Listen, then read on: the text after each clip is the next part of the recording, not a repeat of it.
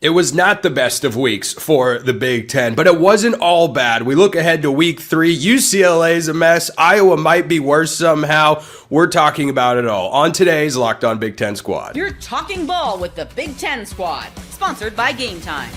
From USC to Ohio State, from Michigan to Oregon, from Nebraska to Washington, it's the local experts of the Locked On Podcast Network bringing you scoops, breakdowns, and the most comprehensive preview of the upcoming Big Ten weekend. No hurt feelings and thin skin allowed. Squad up, you're part of the Big Ten Squad. Happy Thursday, everybody. Welcome to this week's Locked On Big Ten Squad. I'm your host, Spencer McLaughlin, neutral arbiter of all things college football, with a very neutral take that Oregon's winning the national championship. This is finally the year for the Ducks. Obviously, Zach Anderson Yoxheimer of Locked On Bruins is here. Jay Stevens, Locked On Buckeyes. Nick Arvin, Locked On Boilermakers. Roman Tomashoff, not in the bottom right. I told you it was a coincidence the last times, from Locked On Huskies. Craig Sheeman, Locked On Big Ten. Jacob Goins, Locked On Hoosiers. Ryan Herrings, Locked On Badgers. And Zach Sako of Locked On Nittany Lions. How good are the FIU Panthers going to be? So unbelievably good this year. But Zach, we need to start with UCLA. Yikes. Man, yikes. This is a UNLV team that's been in the same place for like 2 weeks, and they almost lost to Idaho State on their home field week 1, and they had a 23-3 lead against the Bruins at the half and went on to win 30-23. It wasn't a great week for the Big Ten in the non-conference slate. It wasn't all bad. Michigan State, we'll talk about them, give them their flowers later. They did well. Illinois had a great win, but Michigan loses, UCLA loses, Iowa still can't throw the ball. Zach, what is going on with the Bruins? Well, one, their defense can't get a stop to save their lives. They've forced no turnovers in their first couple of games. They've generally struggled to tackle just basic things, basic principles in football defensively. Kind of been out of position in week 1, fixed that in week 2, but still couldn't stop Anthony Calandria. And then the offense hasn't clicked. It finally started to click in the second half. But overall, embarrassing. A lot of penalties in week 2. You thought that could have been a non-issue from close to zero penalties in week 1. But just the embarrassment continues from you bring in Nico, you expect everything to be fine and dandy. That's not the case, and maybe Deshaun Foster is certainly in over his head. Just a quick show of hands before I get to Jay. Whomst amongst us here thinks that tackling is important in college football? That's actually, unanimous. Okay. Yeah. You should communicate that to the Bruins, though. Jay, the Big Ten had a great win in Week 1 when your Ohio State Buckeyes knocked off the Texas Longhorns. Not as good last week. What do you make of the teams that just could not get it done this week? It happens. You're going to have teams early in the year that just flop and can't get it done. You mentioned earlier, I don't know if you mentioned in the open or not, but Iowa. Just talk about UCLA, Michigan. I mean, there's teams that you got a new quarterback at Iowa with Gronowski. Do you think it's going to be a little bit different? Yes, but it's not. And we kind of got a little bit of sense of that in week 1. With Michigan, you have a true freshman quarterback going on the road to Norman. Do you expect a true freshman quarterback, I don't care how good you are, to go to that place and win? No. But these are things that you expect with certain teams that have new faces in new places and are relying on guys to be quarterbacks that they probably shouldn't be expected to be doing really big things in these moments. So the Michigan thing should have been expected to be a loss. That whole team's a mess anyway. But it's expected early in the year. Take your lumps, get your losses, fix things by the middle of the season, and then start winning some games. Jay's just secretly so happy that it was Michigan that lost a big game to Oklahoma. Nick, Purdue's off to a 2-0 start. No one really cares just yet, but hey, it's 2 wins. It's 2 wins for the Boilermakers. It could be the only 2 all year, but you know what? It's 2. It's not 0. They have more wins than Iowa and UCLA combined. What do you make of that, Nick? Last year. I mean, you win the games. You win the games. I mean, that is true. You double your win total last year. They were 1-11 last year. Woo! I mean, yeah, they were. Look out. You win the games that you're supposed to win, so you can't knock Purdue. You win 31-0 against Ball State. You cover the spread. That's all you're supposed to do in that one. Going against Southern Illinois, You win in decent fashion. That first half was a little rocky, but you show a resilient effort, especially on the defensive side of the ball. Looking forward to this week at USC. We've talked about that one, Spencer. It's not one that you have to win to turn some heads, but if you are able to go into Ross-Ade Saturday, if you're able to compete with the Trojans, keep that one a low-scoring game, and win that time of possession battle, you have a real opportunity to show people that this is a new era of Purdue football.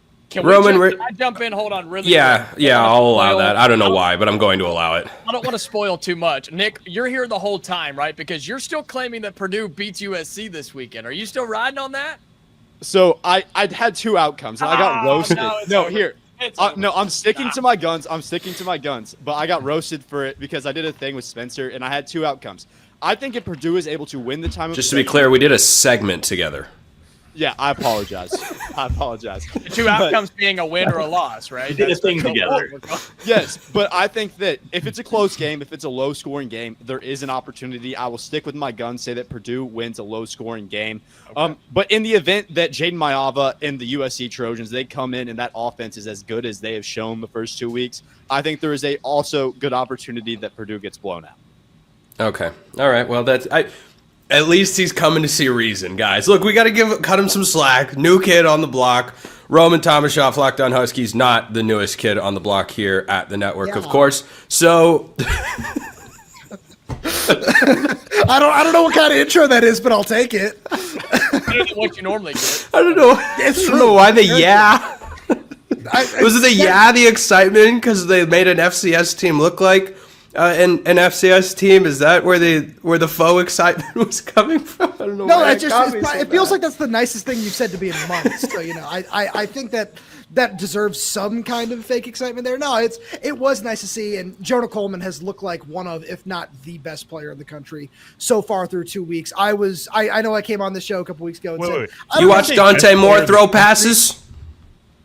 Yeah, he just said best player in the country. He hasn't watched Dante Moore throw a pass. Oh, I have. Somebody told me to say that. Dante Moore? Does any other running back in the country have 7 touchdowns right now? No? Cool. Just checking there. But no, Jonah Coleman has looked fantastic, and it's something where he's changed his body in the offseason. And just you look at the way he's just improved from last year to this year behind a much improved offensive line. Yes, they've beaten Colorado State and UC Davis, but you can only play who's in front of you, and scoring 70 points, going a perfect 9 for 9 on offense, adding a special teams touchdown against UC Davis felt really great because these are things that this Washington team was not doing last season. When you go back and you watch a G5 at an FCS school and they played Weber State and Eastern Michigan, it did not look like this. And it's all because Jonah Coleman and Damon Williams just look tremendous back there. Can anyone tell me who the leading rusher in college football is right now at the FBS level? Jonah Coleman. Nope. I'm guessing not. Otherwise, Spencer wouldn't have brought it up if it was Coleman. Ryan makes an incredibly valid point. I would not. Any guesses out there? It's a pretty sicko piece of knowledge, but isn't the Appalachian State guy? You're in the right level of football. It's Robert Henry at UTSA. He's got 336 rushing yards. He's an absolute dude. But anyway, let's get back into this. Craig, you look at the whole Big Ten every single week here on the show, and there were a couple of good outcomes, no doubt. Illinois, great outcome, but I mean, Iowa, UCLA, what do you feel like the league accomplished or failed to accomplish this past weekend? Well, UCLA is a dumpster fire. That thing's like, imagine if Nico didn't go there. And by the way, he went there for, not more money, wanted a better offense. He's got none of that over there. But let me just blow this whole show up with 2 hot takes. If all of the listeners out there want to check out Locked On Big Ten today, I did a piece. If there was a Heisman vote today, it would be Jonah Coleman, Roman. Check it out at Locked On Big Ten today. Yeah. Also, Spencer's soul just left his body. Another hot take here. Since Mark's not here, is anybody concerned that they gave up 377 yards and 20 points to Georgia Southern before they go to Purdue this weekend? Does anybody remember how they felt going into the Minnesota game or the Maryland game on the road last year? USC lost those games. It would not surprise me if the Purdue Boilermakers pull up the upset of the year this weekend. Whoa! Look at Nick getting some support here in the chat. Speaking of support, Ryan Herrings of Locked On Badgers always needs our support for so many reasons, but we like you here. Goins, we'll get to you later in the show. But Ryan, for the Big Ten going forward, do Do you guys up in Madison think about these big picture sorts of things, or are you just trying to, I don't know, beat Alabama this week? No, we're going to go down to Tuscaloosa and have some fun. Listen, we look at the big picture stuff. I had a boss once. We had a really bad employee that he left, and I remember being excited about it. And was his name like Jacob Goins or something? I'm not going to name the name, but like nobody would know him here. Anyway, he was terrible. And my boss said, "It's okay, Ryan. Like no matter what happens, some other bad employee will fill its spot." So you're looking at the Big Ten, and it's like Indiana went up and UCLA just slid on in there. Like there's always going to be a team at the bottom. There's always going to be like a horrible thing at the bottom, and it just is what it is. So to me, it's that. To Roman, I think we got to stop normalizing beating bad teams by 70. I don't think it's just this. Nobody cares. Like if you beat a really bad team by 70, and then to Craig's Oklahoma State doesn't count. That's a Power 4 program. It's a bad team. That's a Power 4 program. We got to stop celebrating and talking about beating really bad teams by 70. Like it doesn't matter. To Craig's point about running backs and Heisman's really quick. No running back's going to get a Heisman if Melvin Gordon didn't, and Monte Ball with 39 touchdowns didn't. It's a quarterback thing. He had 39 touchdowns? He had 39 touchdowns and didn't get the Heisman. Melvin Gordon had 27 100 rushing yards and didn't get the Heisman. So it's a quarterback. Wait, really?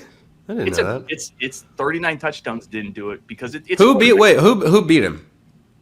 In the ball year, I think, was it Ingram won one year, maybe the year before Ball.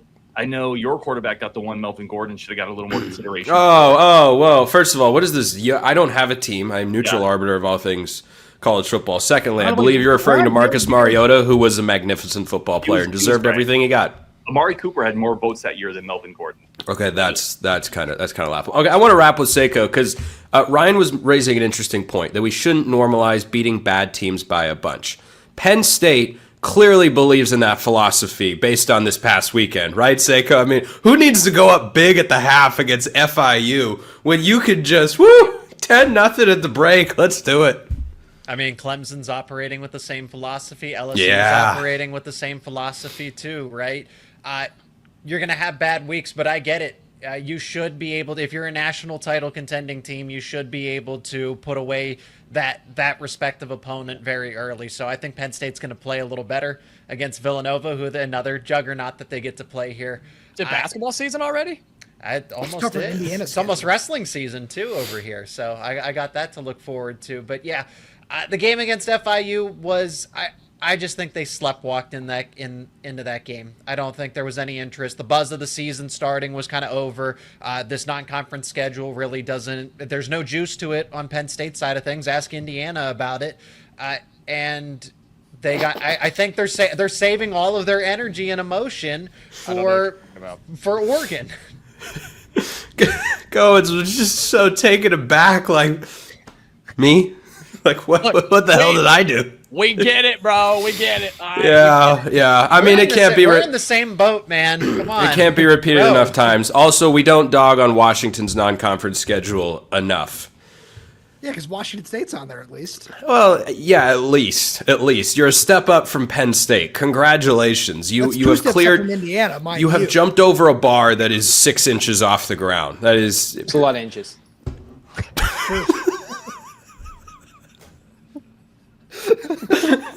Depends on who you ask.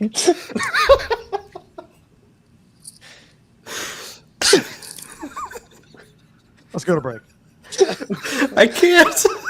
You can't do a live read right now. There's no way. Maybe Rooch get ready.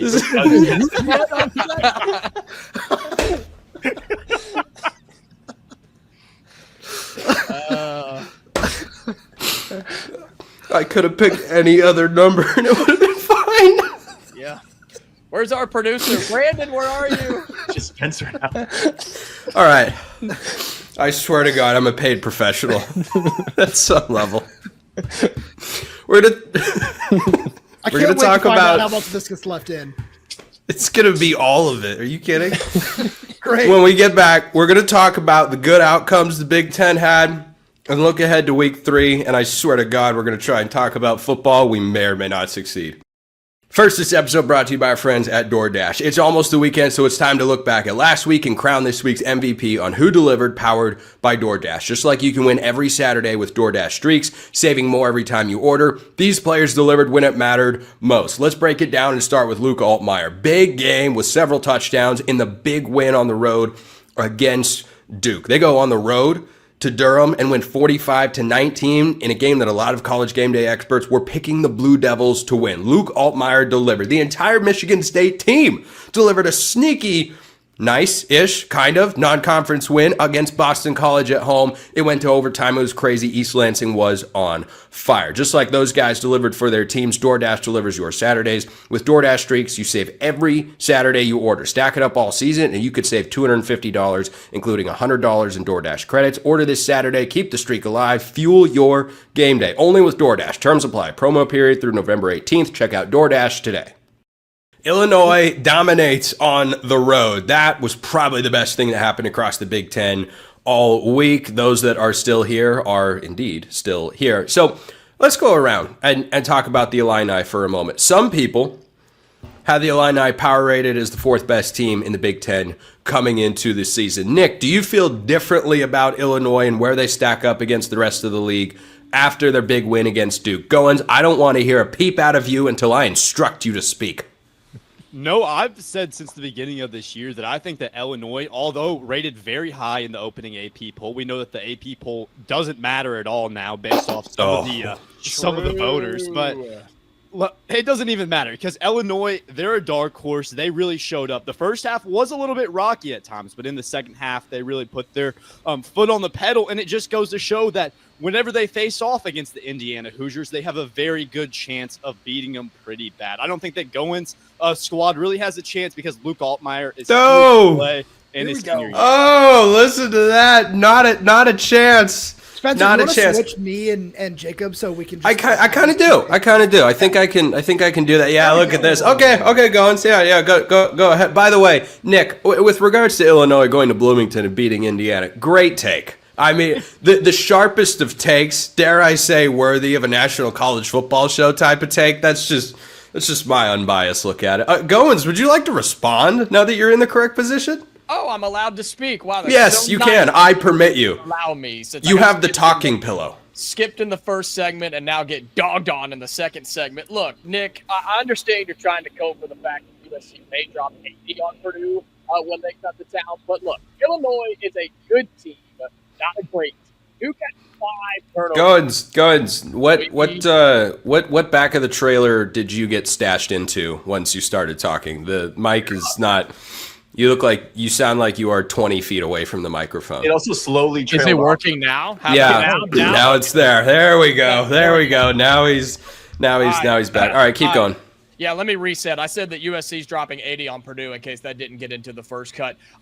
Look, Illinois is a good team, not great. Duke had 5 turnovers in this game. 5 turnovers. And most of those were giveaways, not takeaways by Illinois.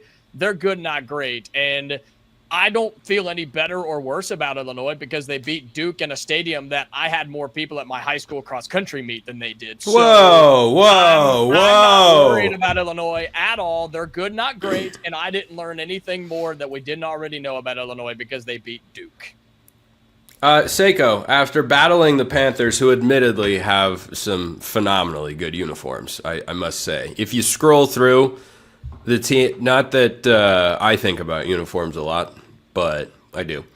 And FIU has some good ones. So I'll give you that. Great uniform team. But after struggling with FIU, do you feel like Illinois is a team that can get closer to you? I wish Penn State played them this season to really figure that out. They played them last year, and Illinois gave them a fight for the most part. I'm a full believer in Illinois this season. I don't want to say most, but it seemed like there was a strong contingent of people following the sport that said this is a trap game. The line is stinky. This clearly has the sharps are all over Duke, and it's not like Illinois. Okay. There were a lot of giveaways in that game, but Illinois did win 45-19.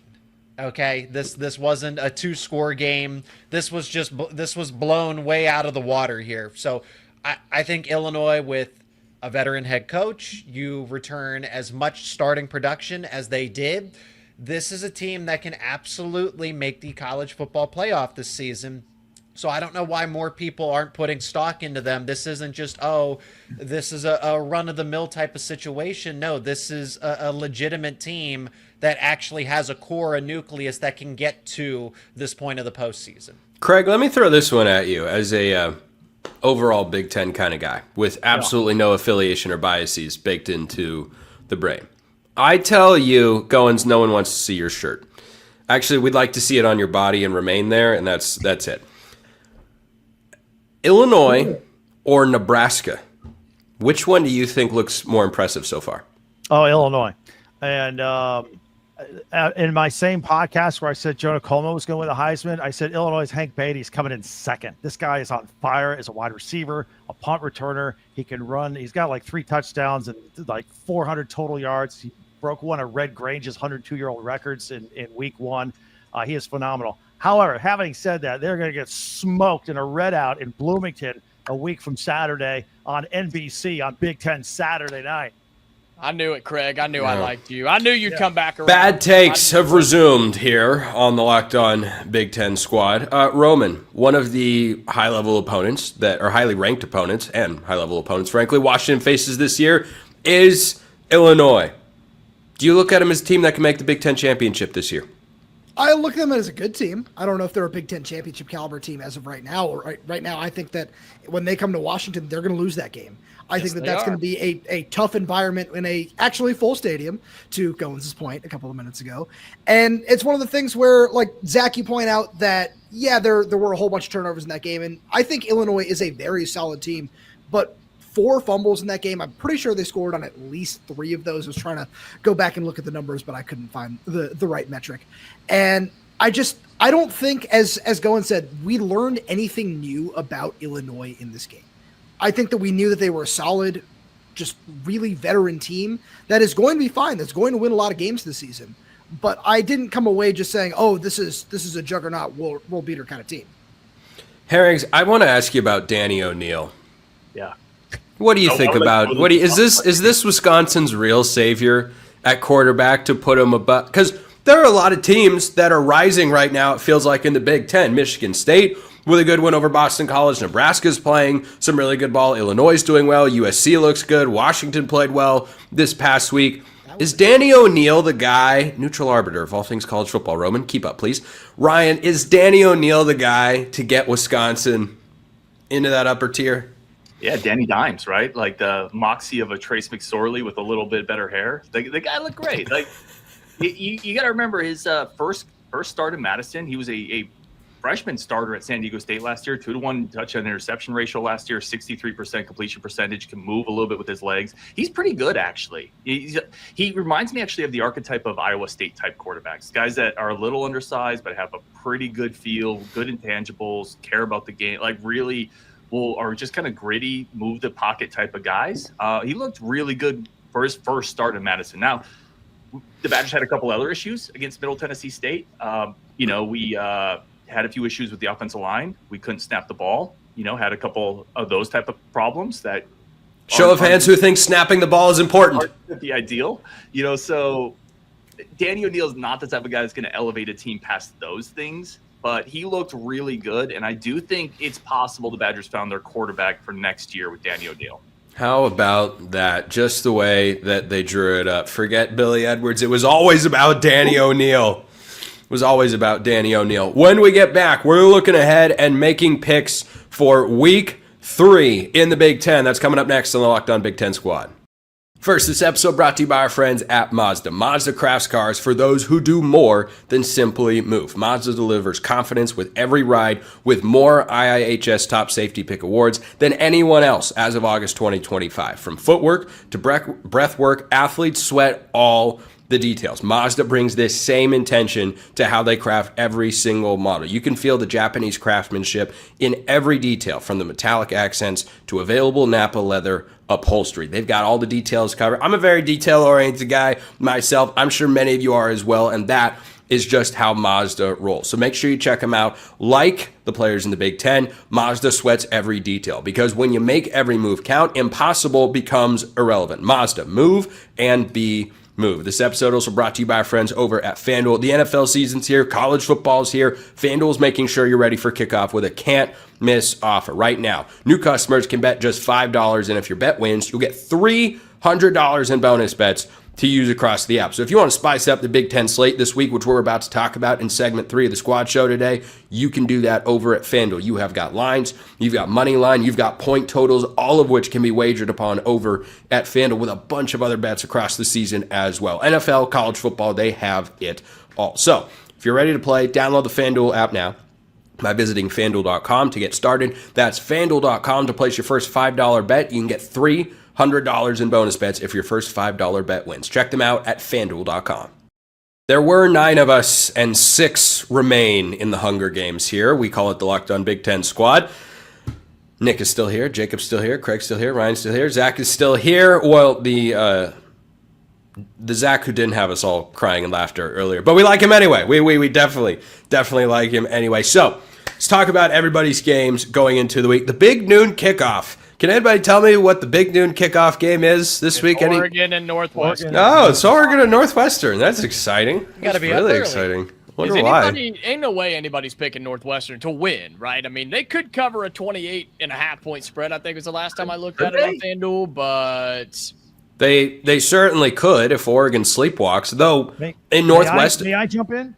Well, hold on. I was going to say, I want to. No, let him go. You go, Greg. You do what you want. I was just going to say, it's going to be a 9 a.m. Pacific time kickoff for the Ducks. My entire life, that is the earliest I can ever remember a game kicking. I don't know that they've played in this window before, ever. I'm sure there was 1 or 2 other times, I just forget. But anyway, if you're looking for optimism for how could Northwestern do it, it's an early kickoff. You're in like a 12,000 seat stadium that's on Lake Michigan, actually. It looks very cool. Now you may enter, Craig. Okay, I was just going to say that the minus 28.5 is the same exact line that the Oklahoma State line was for Oregon, and they beat them by 66. So I think Oregon will cover. I'm just spitballing here. And this Northwestern team only scored 3 points 2 weeks ago against Towson. Yeah, I think you got this one covered there, Spencer. Yeah, I'm thinking so. Nick, Purdue this week, USC. How does it happen? Just lay it out. Goins, we don't need that negativity up here in the squad. We're trying to support our, I suppose USC is a Big Ten team too. Trying to support your original Big Ten brethren in there. This is only USC's second season of the conference. Nick, give me a score prediction here for USC and Purdue. So last year, USC travels to the Eastern time zone 3 times. All 3 of those games, they lose. That's Minnesota, Maryland, and then was it Michigan that they lost? Yeah, Michigan, Maryland, Minnesota last year. They travel to the Eastern time zone and they lose those ones. USC hasn't proven that they can win a game on the road yet. Going into Ross-Ade has been packed. Unlike what's going on in Bloomington, Jacob wants to talk about how the Hoosiers are selling out stadiums when that's not the truth. Ross-Ade is pumped up. Even against an FCS opponent, they'll be pumped up Saturday against USC. You keep it a low-scoring game. Win the time of possession, win the turnover battle, and anything can happen. Give it the Boilermakers 24-21. Woo! Look at that. He's calling for a stunner of stunners this week. Goins, you have, what is it, Panera Bread on Friday? Is that who you're playing? Did the Panera employees put together a football team and something like that? Yeah, okay, that's what I thought. Don't hate on the in-state game of Indiana versus Indiana State, okay? That's true. And that's true. It is on a Friday night, which is extremely weird. And Nick, just to be clear, the Hoosiers are selling out the stadium. People just aren't showing up yet. It's okay. They're just not all there. They're selling out. They're paying for the ticket. They're just not coming to the games yet. And that's okay. They'll be there next week when Illinois comes to town. Look, some places have a spread. Other places don't. Last one I saw was 48.5 for Indiana. No. Look, I'm not worried about that. Get in, get out. Don't have any injuries. Don't give anything away. Prepare for what is a top 10 team next week against Illinois. I'm good to go. Indiana wins by a lot. 48.5 is the line, according to our friends over at FanDuel. Craig, any other surprise picks you think roll out in the Big Ten this week? Sneaky one late Saturday night. Minnesota travels to Cal in an ACC Big Ten showdown. But there are a lot of games this week with a lot of really, really big point spreads. And I know Minnesota's star running back Darius Taylor's got a hammy situation, although I think they're pretty deep at running back. They should be able to handle it out at Cal. And I have trouble trusting USC traveling. I'm not saying they're going to win, but I had a USC alum tell me today, hey, take the points on that deal. I really want to see how Wisconsin does at Alabama. I would love for something to happen there. I don't know. I can't go all in. I still haven't figured out. A couple of weeks ago, did Alabama lose to a bad Florida State team that won 2 games last year, or is Florida State recovered and was that a good loss? So we'll get a better barometer, I think, of what Alabama is by watching how they handle Wisconsin. Ryan, how does Wisconsin try to handle Alabama? As much as one can, but apparently that's more doable than it used to be. Craig brings up a really good point. I feel like we're still trying to figure out who Alabama is. I've been on a couple Alabama shows this week, talked to some Alabama folks, and it feels like they're trying to figure out who they are. There was some real lack of effort stuff in the Florida State game. That can be systemic. Alabama has a chance of rallying because Florida State was kind of a wake-up call and being really good and playing up to their talent level. They also have a chance of this thing going off the rails a little bit. The Badgers' offensive line has been really dinged up. They ran for 0.3 yards per carry in the first half against Middle Tennessee State. That's 0.3 yards per carry against Middle Tennessee State last week. You're not going to win that game. You're not going to keep it close if you can't go into Bryant-Denny and run the ball at least a little bit. But the Badgers feel really good about the defense. It's been a lot better this year. Daniel O'Neal is a guy that brings a little bit of his legs. If you think about the teams that have given Bama some issues, the Vanderbilts, the Oklahoma last year, it's typically teams with a quarterback that can move a little bit. So it's going to be interesting to see how he plays. But really, I don't know why we're not talking about Nebraska. What is it? Houston Christian? Like that.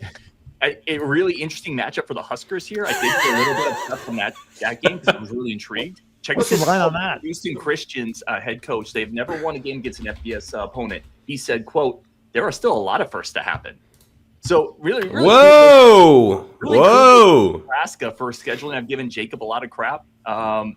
Nebraska playing. Yeah, an absolute embarrassment of a team. There's no reason to ever schedule a team like that if you're Nebraska. But I know Badger fans are excited for this weekend. That's what I'll say. It's a money game. It is. It's a money game. But they had a Power 4 opponent in their non-conference schedule. They played. Listen. I'm not even going to allow you to finish that sentence. I love you, dude. Me and you are like Legos. We stick together on most things. But I am not going to let you finish that sentence. There's no reason for a team that's won national titles to ever schedule in the Big Ten. The SEC is different. It's embarrassing. It's one thing for Indiana. They don't have history. Nebraska has a history. They've won titles. They should never schedule a team like that. Well, everybody needs money to make the world go round, and Houston Christian is going to be the beneficiary of that. Seiko, not a tough matchup on tap for Penn State. Give me your hottest take for what's going to happen in the Big Ten this week. There aren't even that many Power 4 matchups. I tell you one that I think people should watch for at the moment just because vibes in LA are so low. New Mexico and the points on Friday night on Big Ten Network is highly intriguing.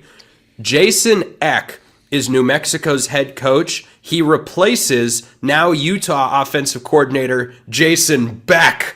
Oh, just a fun fact I wanted to throw out there. Anyway, Seiko, floor yours. Yeah, I guess that's where I'm looking because Penn State, again, doesn't have we're talking about Houston Christian, Nebraska, and it's like, do I really want to throw stones in my glass house here? But it's an in-state, kind of like Indiana. I guess the excuse can be, well, it's an in-state game, and this was decided years ago, so it's just kind of all come together. And for what it's worth, Penn State was supposed to play Virginia Tech this season as that Power 4 non-conference game, but that one got canceled because... Who canceled it? I actually don't know. It had something. Oh. I think Virginia Tech did. I think VT did because it was supposed to be a home and home, and then COVID, and then they wanted to reschedule, and Virginia Tech didn't want to reciprocate. So isn't Brent Pry a former Penn State defensive coordinator? Yeah. Oh. Boo. I know. Boo. Yeah, get in there and boo the scheduling move. Goins, boo. Imagine canceling future P4 games. What Oh, is wrong with that? the audacity. That's As a Big Ten team, who could possibly do that? That's sickening. I guess I'm staying up late you're getting up early, Spencer. I'm staying up late for Cal, Minnesota. Is that the one we're thinking about here? Because Minnesota, I think that's a fun game. That's a field goal spread. There's really Jacob and I have talked about it. We've hashed it out. This week 3 is just lame compared to. I mean, week 2 is great. Week 2 is must-watch TV across the board. So we don't know the good without the bad, right? So week 2 was so great because we have the likes of week 3 here. I'll be looking forward to Northwestern covering in the first half, and then Oregon finally settling in. I think Alabama wins comfortably against Wisconsin, and then Cal, Minnesota, if I'm still up. See what PJ Fleck can do out on the West Coast. I would think Cal wins that game, honestly. I think Cal, Minnesota is actually the best game in the Big Ten this week. Like, I think it's going to be the most entertaining game to watch. The slate goes like this: Indiana State at Indiana, New Mexico at UCLA. I mean, that could be interesting. Oregon at Northwestern, Wisconsin at Bama, Central Michigan at Michigan, Houston Christian at Nebraska, Towson at Maryland. Maryland's going to be a 3-0 team going into Big Ten play, by the way. Villanova at Penn State, USC at Purdue. That could be fun, maybe. Norfolk State at Rutgers, Youngstown State at Michigan State, Ohio at Ohio State, Western Michigan at Illinois, Massachusetts at Iowa. Maybe Iowa's favored by 35.5 points. Will they score 35? That's what I was wondering. Like, UMass is not scoring a point in that game. But is Iowa scoring 25 points? No, Mark Grodowski won't hit 100 yards passing in that game. He hasn't yet, so that would be a first. Yeah, that might be. But don't worry, Kirk Ferentz still the answer. That might be one of my best bets on Locked On College Football later this week. And then it's Minnesota at Cal with the smallest point spread of the week, 2.5. It is a 9:30 p.m. or is that 10:30 Eastern? Sorry, 10:30 Eastern kickoff on ESPN. So should be fun. Nick Garvin, Locked On Purdue, Jacob Goins, Locked On Hoosiers, Craig Sheeman, Locked On Big Ten, Ryan Herrings, Locked On Badgers, Zach Sako, Locked On Nittany Lions. I'm Spencer McLaughlin from Locked On All Over the Place. We'll see you next time. Hope you enjoyed it. We certainly did. And until then, hope you all have a wonderful rest of your day.